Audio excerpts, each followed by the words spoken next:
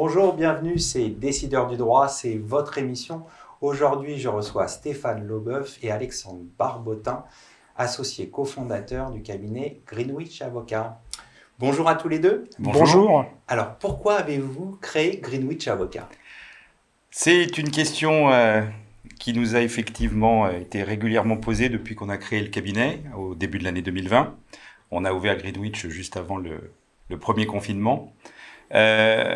C'est né d'un constat qui est qu'on a une expérience en droit social, une expérience partagée, des parcours qui se sont rejoints il y a 10 ans, Alexandre et moi. On a commencé à travailler ensemble il y a 10 ans.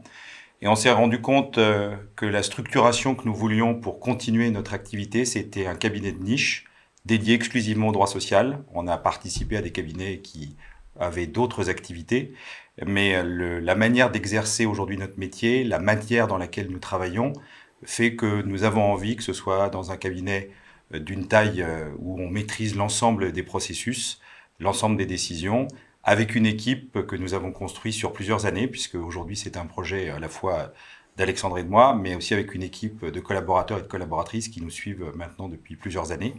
Et c'est la raison pour laquelle on a décidé de créer Greenwich, après nos expériences passées et notre collaboration commune depuis une dizaine d'années.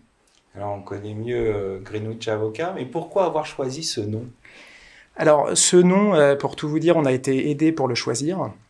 On a fait appel à une de nos connaissances qui est spécialisée en matière de communication. Et je dirais que c'est un peu le syndrome de la paire de baskets. En fait, on nous a proposé ce nom et il nous a plu. Il rejoint bien un peu nos cultures. On a des cultures un peu tournées vers le monde anglo-saxon, donc c'est une culture qu'on apprécie. Et puis après, dans Greenwich, on retrouve le méridien, l'axe, cet axe qui peut faire penser à la notion d'objectif pour nos clients. Donc c'est finalement quelque chose qui allait bien coller avec notre approche du métier. Mais en premier lieu, c'est vrai qu'on l'a choisi sur un sentiment et on voulait une marque, pour une marque qui dépasse en fait nos identités respectives et sur laquelle on puisse bâtir un projet entrepreneurial. Alors, combien êtes-vous dans le cabinet? On est 8 aujourd'hui. Sachant, pour rebondir sur ce que vient de dire Alexandre, anglo-saxon certes, mais on a quand même à la base, moi j'ai une expérience franco-française classique et notre clientèle, on en discutera peut-être tout à l'heure, mais effectivement est aujourd'hui nationale avec une dimension européenne pour la plupart, pour certains de nos clients. Voilà, mais aujourd'hui on est 8, 7 avocats, une assistante juridique et on fonctionne effectivement rue Lafayette, pas très loin de chez vous. Dans un contexte effectivement où on vise une petite dizaine là, dans les mois qui viennent compte tenu des développements actuels. Un beau démarrage déjà. Oui, tout à fait. Alors un mot peut-être sur les valeurs que vous portez. Alors nous, c'est pour ça d'ailleurs qu'on travaille si bien avec Stéphane depuis 2012. C'est notre conception du métier et notre rapport au client. Le service qu'on délivre, il est conçu comme une aide à la décision pour le client. Qui va passer par un certain nombre de caractéristiques. Il faut déjà qu'il y ait une proximité avec le client. Alors cette proximité, c'est le fait de pouvoir être très disponible, peut-être abandonner ce côté que moi, je vais vous dire personnellement, je trouve parfois un peu vieux jeu, le côté maître. Aujourd'hui, on est une entreprise de conseil juridique et on est partenaire de nos clients. Et donc, on doit les aider à décider et à adopter des stratégies. Donc, ça veut dire une proximité. Ça veut dire aussi être intelligible. Et puis, quand on les accompagne en fait dans cette décision, c'est ne rien lâcher. Et pour ne rien lâcher, il faut être une combativité, parce que vous savez, vous avez parfois certains cabinets qui vous conseillent, et on va dire, qui délivrent du conseil, mais sans vraiment aller chercher le détail, vraiment chercher à se battre jusqu'au bout. Donc ça, c'est le premier point. Et c'est la créativité. On est spécialiste d'une matière, mais qui se réinvente en permanence. Le droit du travail, c'est un droit très jurisprudentiel et dans lequel la créativité n'est pas exclue. Donc c'est ce qu'on essaie de délivrer, un service sur mesure, mais un service qui va véritablement aider nos clients et les aider à décider et à agir. Alors vous dites réactivité, service sur mesure. Quel est votre positionnement sur le marché? Alors, avant de répondre à la question, je voudrais effectivement compléter ce que vient de dire Alexandre, ce qui est un élément fondamental. Alors, après, le mot valeur est parfois difficile à définir, mais c'est que chaque client, quand il vient vous voir, il a un objectif qu'il a matérialisé, auquel il a réfléchi ou pas du tout. Et c'est pour ça, quand on parle d'aide à la décision, cette aide à la décision, elle va se faire par rapport à un objectif qui est celui du client. C'est pour ça qu'aussi Alexandre parlait de sur-mesure. C'est que chaque client, entreprise, salarié, a une problématique qu'il nous soumet. Et dans cette problématique, nous, on va mettre en place 2 autres critères par rapport à ceux qu'Alexandre vient d'exposer. C'est la curiosité. Je trouve qu'on est dans une matière où il faut être curieux, il faut aller chercher l'information. Il ne faut pas se contenter de ce que vous donne le client, mais il faut aller au-delà, le pousser, compléter. Et il y a une notion donc d'efficacité. Et tous ces éléments, toutes ces valeurs, efficacité, proximité, sur-mesure, pugnacité, sont des éléments qui construisent aujourd'hui la relation qu'on a avec chaque client. Voilà. Alors un mot sur le positionnement. Le positionnement, alors la particularité de notre cabinet, c'est que nous faisons du droit social, tout le droit social, entreprise et salariés. C'est une particularité. Nous n'avons pas, ce qu'on a coutume de dire, une vision forcément politique du droit du travail. On a une vision juridique du droit du travail. Quand je dis juridique, ce qui nous intéresse, c'est la matière, le dossier, le client. Et donc, on travaille tant avec des employeurs que des salariés. On fait du conseil, on fait du contentieux. Et cette approche nous permet de bien comprendre les problématiques à la fois de notre client, mais éventuellement de l'adversaire ou de la partie en face, selon la nature de la matière, et de pouvoir, j'ai envie de dire, savoir comment ce que l'on va dire, ce que l'on va proposer, ce que l'on va discuter peut être reçu. C'est-à-dire que dans une proposition, quand vous la faites, dans un dossier, quand vous le montez, un élément fondamental, c'est bien évidemment de savoir ce que veut votre client et quel est l'objectif qu'il va atteindre. Mais pour que cet objectif soit atteint, c'est de savoir comment la partie en face va recueillir, va recevoir effectivement ce que vous lui délivrez. Parce qu'il y a une dimension psychologique aujourd'hui qui est fondamentale dans la gestion des dossiers. Et la psychologie va dans la plus grande, de façon assez régulière, être déterminante de la solution transactionnelle, de la solution contentieuse. Donc effectivement, notre positionnement aujourd'hui, c'est employeur, salarié, tout type d'entreprise, tout secteur d'activité. Nous n'avons pas d'exclusive, nous travaillons la matière, nous aimons cette matière et nous la faisons effectivement pour tous les clients qui viennent nous voir. Alors, vous avez évoqué un peu votre clientèle de tout type, des PME, des grands groupes, clientèle internationale également peut-être ? Oui, c'est une approche aussi qu'on a souhaité donc développer avec ce nouveau cabinet. Et là, je dirais sur un plan international, on va retrouver la même particularité pour notre clientèle française, donc qui est majoritaire. Une clientèle à la fois composée de salariés, donc de cadres internationaux, soit travaillant de l'étranger mais soumis à un contrat de droit français, soit travaillant en France mais ne comprenant pas bien l'application des règles françaises ou ne maîtrisant pas correctement encore le français, qui ont besoin d'être réguliers. Et puis après, il nous arrive aussi, même pour une clientèle d'entreprise française, de réaliser des missions d'audit à l'étranger.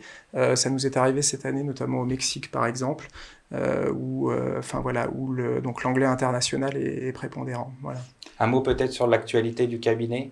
Oui, pour rebondir aussi sur ce que dit Alexandre, ce qui est important, et c'est la richesse de notre matière, c'est qu'en fonction de l'interlocuteur que vous allez avoir, vous n'allez pas non plus délivrer le même niveau de conseil ou le même type de conseil. C'est vrai que quand je pense à une entreprise, vous avez aujourd'hui la petite entreprise qui a besoin du droit du travail ou qui est soumise au droit du travail, mais qui n'a pas de service dédié, pas de DRH, pas de RRH, pas de support. Et on va être véritablement un point d'appui constant pour le chef d'entreprise. Et puis après, vous avez les structures plus outillées, qui effectivement vont avoir des services dédiés, efficaces, plus ou moins importants.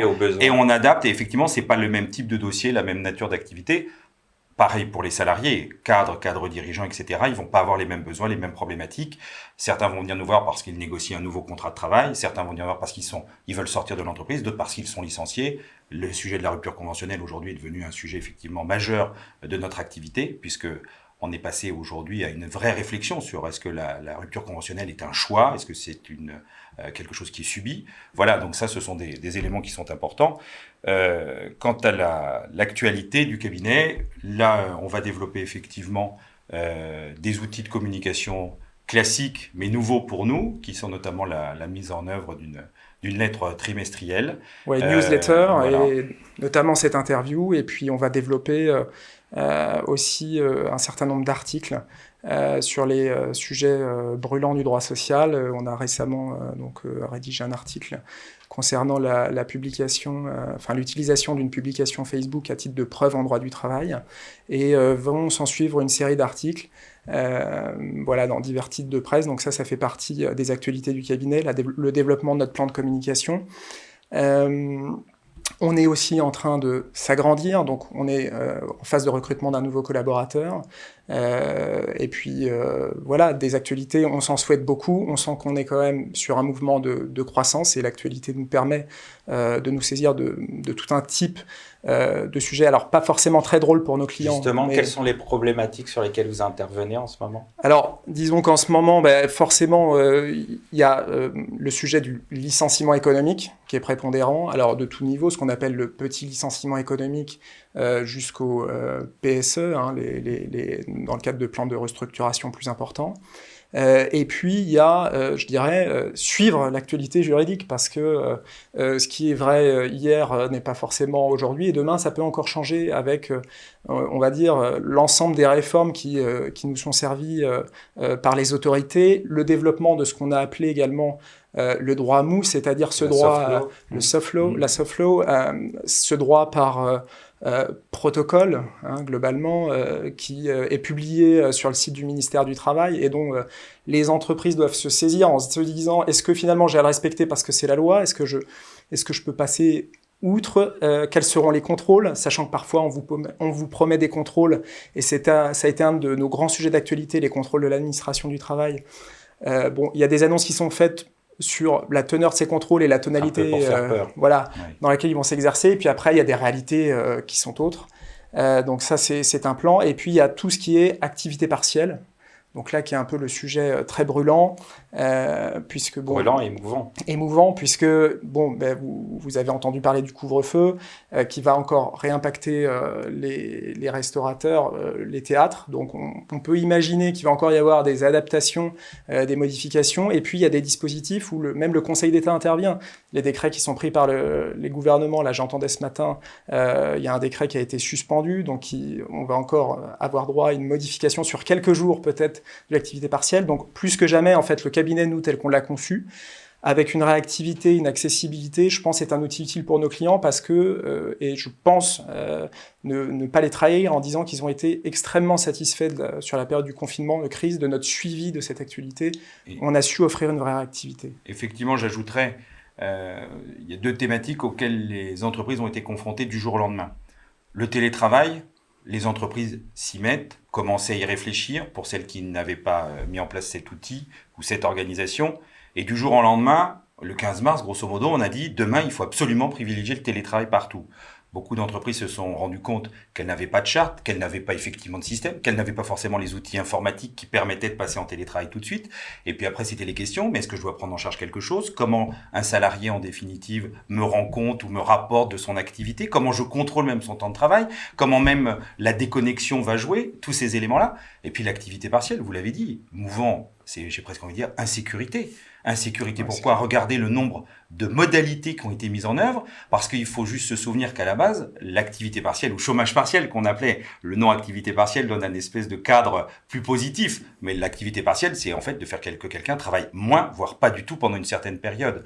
Mais cette activité partielle, le régime, c'était un régime pour les entreprises industrielles de grande taille qui, à une certaine échéance, se disaient: je n'ai plus de commandes, mon carnet de commandes est vide, mais plutôt que de licencier, puisque le chômage partiel ou l'activité partielle, c'est une alternative au licenciement économique, je vais prévoir effectivement avec une aide de l'État que mes salariés, on parlait d'activité industrielle, puisque vous le voyez, très souvent le schéma, c'est que l'indemnisation de l'État était très limitée au niveau du SMIC. Donc on voyait que c'était des populations peu rémunérées, ouvriers, techniciens, gens de maîtrise. Et donc on se retrouve du jour au lendemain à passer à des activités de conseil, des activités avec beaucoup de cadres, beaucoup plus rémunérés, et un système pas du tout adapté. Le gouvernement a mis en place un certain nombre d'outils, mais on a eu 8 moutures sur le chômage partiel, à tel point qu'au mois de juin, on avait difficile de s'y retrouver. Mais on avait par exemple au mois de juin un changement du taux d'indemnisation des salariés, sauf que c'est annoncé le 1er juin, mais le décret il est tombé le 27 ou le 28 juin. J'ai juste envie de dire, une entreprise, elle fait pas ses payes le 28 juin pour payer les salaires le 30. C'est mis en amont le 15, le 16. Et c'est toutes ces difficultés-là où il faut épauler, parce que l'employeur se retrouve dans une situation difficile Et effectivement, il doit avoir un conseil qui soit sûr pour ne pas faire de bêtises. Alors, on va arriver au terme de cet entretien. En 2 mots, comment vous voyez le développement de Greenwich Avocat ? Je pense qu'en un mot, on le voit positivement. On sait que de par la nature de notre activité, on a du travail. On sait que notre relationnel avec les clients et les prospects et avec le bouche à oreille amène du développement. Je vous l'ai dit, on est en train d'opérer un recrutement à l'heure actuelle. En revanche, et c'est aussi pour ça qu'on se rejoint énormément avec Stéphane, on ne se fixe aucun objectif. En revanche, je dirais que le corollaire de ça, c'est qu'on ne s'interdit rien. Donc si un jour il doit y avoir une opération de croissance externe, on la fera. Si on connaît un développement très important de par notre clientèle, on l'accompagnera. Et voilà, donc on vit en fonction des projets qui nous arrivent, mais toujours avec, je dirais, une certaine envie, un certain sens de l'entrepreneuriat, et on ne s'interdit rien. Et j'ai envie de dire, malheureusement, comme beaucoup d'entreprises aussi, la situation actuelle fait que c'est au jour le jour. Les perspectives sont effectivement très positives, mais c'est lié à une matière qui, de tout temps, de toute façon, offre des perspectives et des possibilités de développement. Et je dois dire que la situation économique actuelle est malheureusement un vecteur de développement.